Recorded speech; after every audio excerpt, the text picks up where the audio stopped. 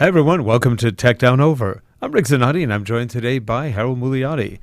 We're going to do a little experiment with Panasonic's new firmware and autofocus tracking and one area. Here we go.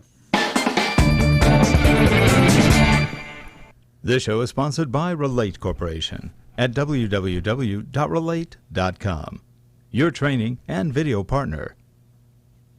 Hello, I'm Peter Baker. Please visit voiceovermasterclass.com to see details of the training courses I have on offer for new and existing voice talents to further their career by enhancing voice and technical skills, as well as essential marketing tips.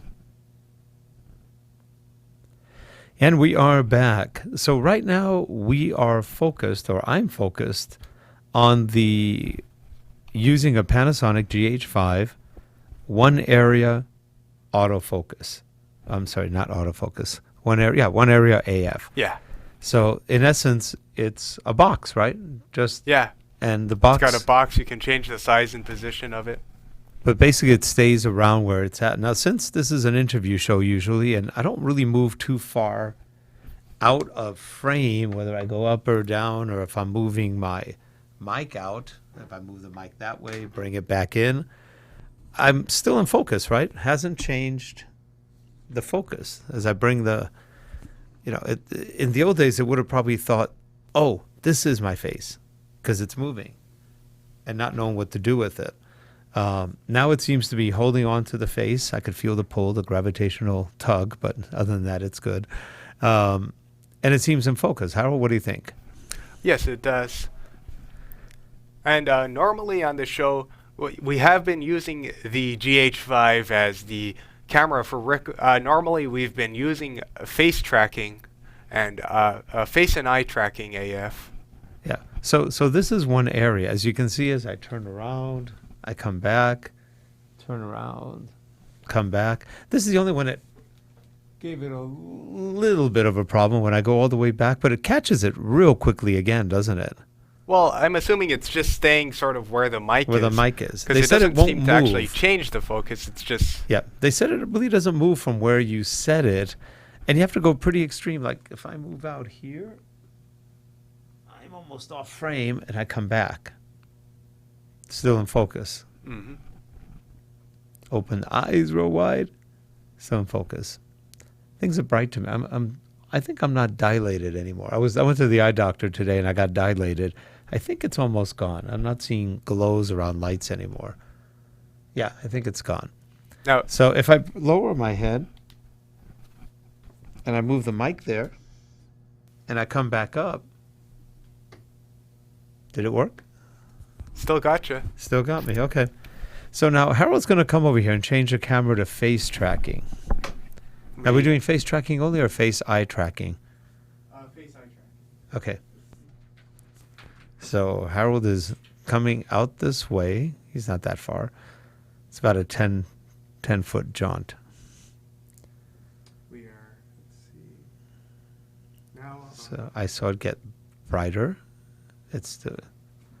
So what are we on now? Face tracking? Or eye tracking? Yeah, or we both? are on face and eye tracking AF. So face and eye tracking, any different? I'm going to move this way. Come back. I'm going to move this way. Come back. Lower head. Come back. I'm going to go back. I do this all the time. Not. And back. So what do you think, Harold? Any changes? Any noticeable improvements, differences, worse? I would say it actually performed very similarly to the one area. Yeah. Same with the leaning back. It still didn't catch even though. Yeah. Now, in face tracking, I'm covering my face a little bit. Face still tracking? Yeah.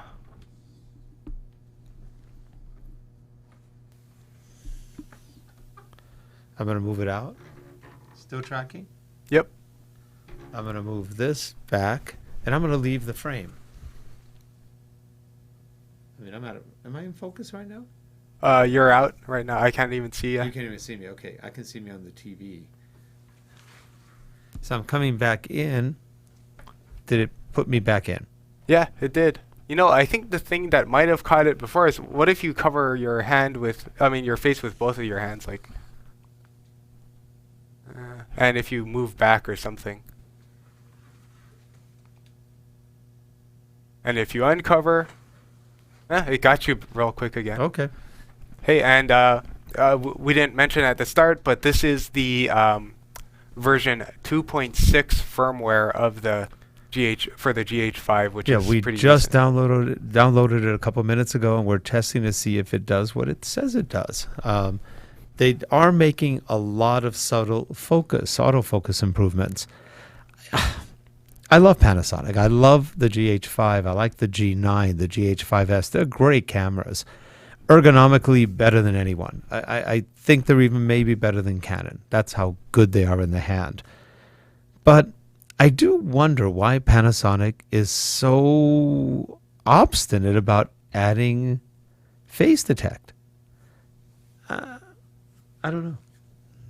Harold, what does your crystal ball say? I don't know. I'm assuming there's something that they have to change with the sensor itself in order to make it really work with face Well, yeah, detect. because they don't have face detect, I think, on the sensor. Yeah. So, but it makes you wonder, because face detect is much better at autofocus. It really is. Everybody else has it, and frankly, the autofocus is pretty consistent. Though, as we've proven with Canon in the past, not all, for example, dual pixel autofocus is equal. There are differences in quality, speed, and everything else. The higher up you go with Canon, it seems the better it is. The lower you go, it seems the worse it is. To the point where now you get to a point and shoot, it looks like trash. The autofocus is really kind of weak. So I don't think Panasonic focus is that bad. It's actually pretty clean. It hasn't really disappointed us too much in anything we've done. Well, But they've certainly been putting in the time to keep improving it. Yeah. And one of the major updates in this latest firmware is the animal tracking mode for face tracking, which unfortunately neither of us are animals, so we can't really test it right here. speak for yourself, Harold. Oh, that's, We're all mammals. Yeah. But you're right. It can get what, dogs, birds, and cats? Yeah, they said dogs, birds, and cats because of those are the three kinds of animals that people try to photograph the most. And frankly, like, for example, I asked, what about monkeys? But you know what? Monkeys are similar to humans, so they probably, the same facial structure of eyes, nose, mouth. They have no problem. Probably wouldn't have a problem with monkeys or any other animal. And a lot of animals have similarities to the dogs. They have the two eyes, the nose, the snout coming out. I bet you it would probably focus on a cow. Yeah. So I think they're looking for the two eyes, nose, maybe mouth combinations in order to figure out focus a little bit better when it comes to mammals. Fish, we don't know if it'll focus on fish, and you need an underwater rig for that, maybe. But all in all, I think the focus is improving. They've worked hard at this, like Harold said. There's no lack of effort. But I just do wonder about the intelligence of beating a system that is so hard to focus to the ground when all you have to do is change the chip a little bit to add face detect. And I'm not putting Panasonic down. Like I said, I love Panasonic. We have Panasonic cameras, and they work well. They're fun. But some things make us nervous when we are on production shoots or on any kind of client shoot. Now, we did film a trade show recently with the Panasonic GH5, and I'd say it turned out really well. It was Yeah, clean. I thought it handled itself. We were all over that trade. There were places where it was lighter, darker, and I didn't really catch it losing focus on someone. Did you? Not so much, and we'll link that the video from that below if you want to watch. Okay. Yeah, it's about, what is it, about a 15, 20-minute video? It's like 25-ish. 25-minute video. It's all about the DevLearn show in Las Vegas. It's a show about e-learning training and everything else. And we recorded, I don't know, maybe 8 or 10 interviews plus a lot of photo shots that we took. And frankly, in the lower light, it performed beautifully. We didn't have a lot of noise in the pictures, if any. it worked well. The autofocus really hit the pictures beautifully. And on the video, look at the interviews. For the most part, the camera didn't really flitter away from. I was doing interviews as, I think, so was Leslie, my wife, and several of them. Had no problem keeping focused on us.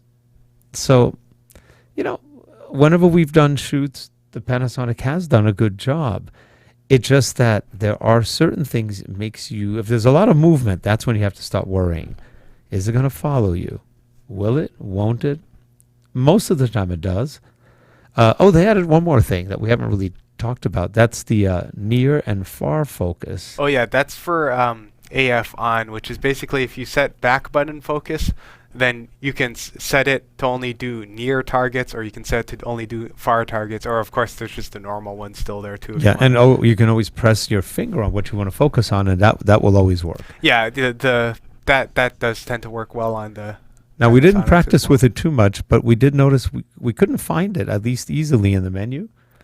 Well, the only place I found for the AF on near and AF on far is just when you're binding custom buttons, like when if you're remapping a function button or something, then you can set one of those to do it, which is usually how you do it for back button focus. Yeah.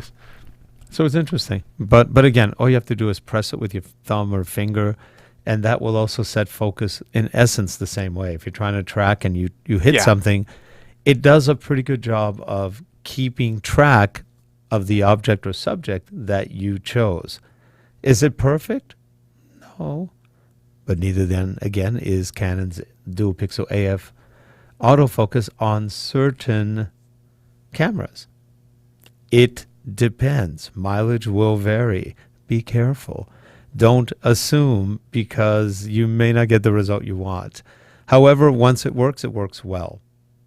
And it works in quite a few situations.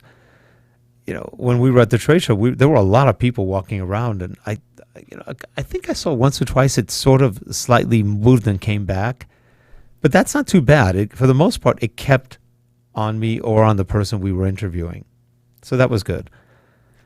Yeah, I remember in one of Joe's ones, interview of Joe Ganchi, in one of his interviews, then it was losing focus at the end. I'm not really sure why that was. I think part of it might have just been that it was kind of dark where he was. I think we had to. And then it was like he was a little bit backlit, right, from the back, or there was from like the a outside? strong yellow light on him. Yeah, odd lighting there. Yep. So anyway, that's it. We just wanted to share a little bit of what we found with the Panasonic, in this case GH5. That's what I'm on. The same changes happened to the G9 and the GH5S. We'll report back on those if we see anything substantially different, but probably it'll be very similar to what these were. Good cameras. Yeah. I think this looks better than any Canon we've ever had on the tripod in front of us for the shows. I'd say this is about as good as it got. The Canon XF705 was really close as well, but you really don't want to put a $7,000 camera for a little show like this. It's just not. Yeah. There's something wrong about that. I mean, if you need a $7,000 camera to get a good image, there's something definitely wrong. But the GH5, which we don't always use, made for a great studio cam. And a lot of studio cameras like Blackmagic's, they're all based on the same Micro Four Thirds system. Well, and the GH5 is just, it's a very versatile camera. We use it for a studio camera. We have another one that anytime we need to take some photos or short videos around the office, then that tends to be what we go for, either that or the G9. Yeah, and there's some sales on right now that we were noticing for we're recording this right before Thanksgiving, so we're on a Wednesday, and Friday is Black Friday, and supposedly the Fujifilm X-T3 is on sale for $998. That's really cheap. And the Panasonic G9 is also on sale for under $1,000, $998 or $990. Those are mind-boggling prices. Very good deals. Go check them out. You might find some good deals and enjoy. We have the G9. I love it. It's a great camera. It's a great photo camera. It does good video too, but it has video recording limits. So unfortunately with that one, you're not going to get unlimited recording, which is a shame. I guess they didn't want to compete with their own GH5 and GH5S. And a little Canon-esque. Yeah. Unfortunately, even though there's it's like some agreement between the EU and Japan where the Japanese cameras aren't supposed to have to abide by that limit anymore. That only applies to cameras developed after that particular agreement. So the G9 is still affected. Yep. Yeah. It's called technocracy. Anyway, have a good Thanksgiving, everyone. We hope you enjoy yourselves. Be safe, and we will see you. I think next week there is a show. I won't be there, but Geoff and Harold will be. I will be at the video show in D.C., Washington, D.C., giving a talk on how to create a streaming broadcast, which we've done for almost 12 years. So I'll be flying out there and then visiting a client in the Cincinnati area. Have a good one. Take care, everyone. Bye-bye. Bye, everyone.